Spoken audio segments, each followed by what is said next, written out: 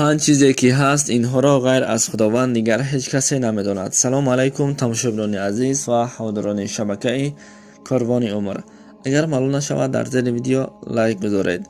در عصر 21 قرار داریم و تکنولوژی به نهایت ترقی یافته است.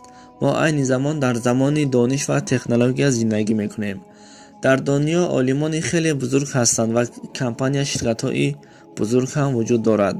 فرزند آدم حتی برای به کسموس برآمدن هم مشرف شد.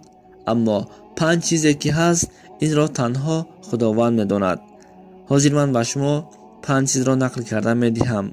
در سوره لقمان در آیت 34 چنین گفته است: در حقیقت کی صادر شدن قیامت تنها در نزد خداوند و وقت ساعتش است. غیر از او دیگر هیچ کس نمیداند که در کجا چقدر باران میبارد.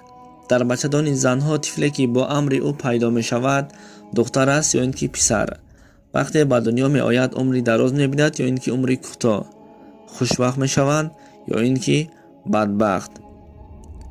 جان زنده فردا چیکار می کند و در کجا جان را به حق می سپارد، این را هم تنها خداوند می داند و خلاص.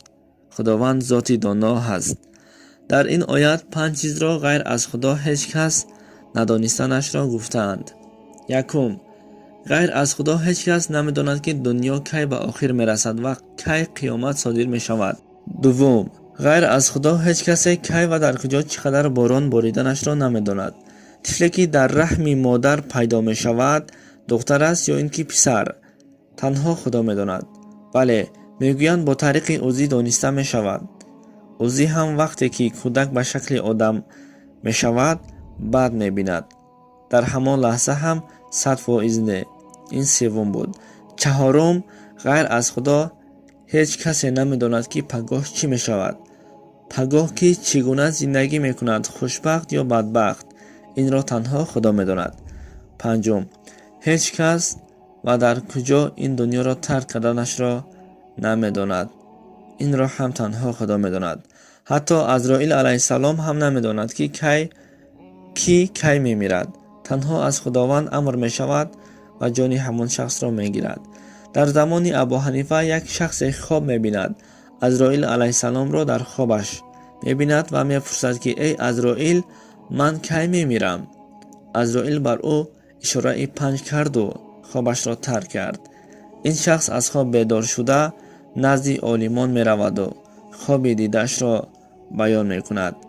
عالمان بعد از شنیدن اشاره 5 بعضی هایش می گفتند که 5 روز عمرت مانده است. دیگری می گفت 5 ماه زندگی می کنی. بعد نزد امام ابو حنیفه رفته خوابش را می گوید. ابو حنیفه چنین جواب گفت: عزرائیل به تو گفته است که من هم نمیدانم که تو کی می میری. تو را نمیدانم. این مرد می گوید ای ابو حنیفه، او بر من اشاره 5 کرد. اشاره 5 کرد.